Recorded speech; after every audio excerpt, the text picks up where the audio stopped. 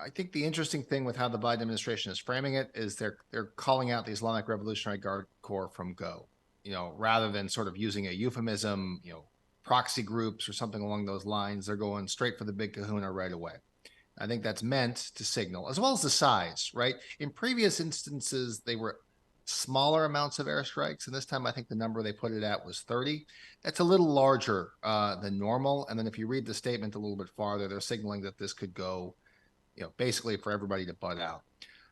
The idea is that the Iranians themselves from the beginning, they've been talking a lot, but they've been playing by, like, they're not nice rules. We're not exactly playing dodgeball out here, but they're playing by the rules of the escalation ladder that have been in place with the Israelis since 2006, and it appears with the Americans that have been in place basically since the 2000 teens. The concern is with horizontal escalation, i.e., that in response to the Israeli incursions, the airstrikes that are taking place, the Iranians have been telling everybody overtly and loudly that they will proliferate, they will escalate if necessary.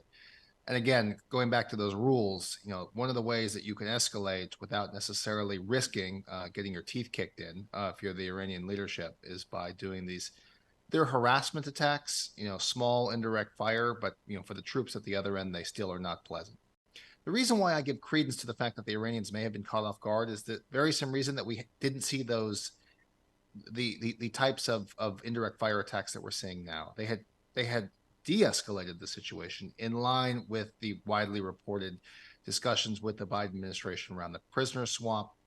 And I think the sort of handshake agreement between the two sides is, let's try and keep things at the status quo.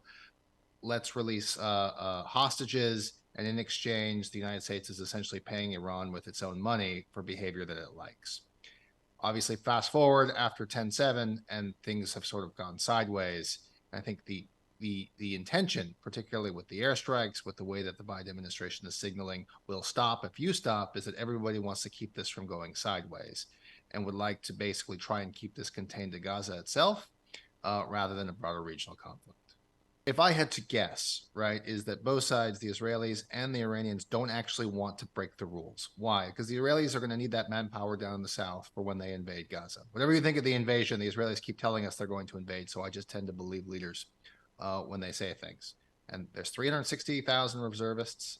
They're going to need a lot of them down south, and I don't think they want a two-front war. And the Iranians, they like to do the hold me back, hold me back, hold me back, but how would they possibly be able to escalate without risking sort of severe and significant destruction of their infrastructure in southern Lebanon out to Syria? And so the rules, again, these are not nice rules, appear to be holding. But of course, leaders make dumb decisions all the time. And so tomorrow they could wake up and feel like they have to go big, the Iranians or the Israelis, and then you risk these sort of unintended escalation or intended escalation that locks the two sides into a much larger conflict that perhaps neither wants but may want tomorrow. This is a country that's been in civil war, remains at civil war. Its government, while sort of locked in place and externally guaranteed by the Iranians and the Russians, can't under any circumstances basically retake all of the entirety of its country. It's too weak. It's an economically calamitous position. But of course, sometimes you have to do the hold me back routine a little bit as well, and so they may try and bandwagon or hide behind somebody and say, I'll try and punch you in the nose so long as you just sort of play by the rules. And so my guess is that they want to stay as far away from this as possible while doing the bare minimum to sort of fly the flag of the axis of resistance.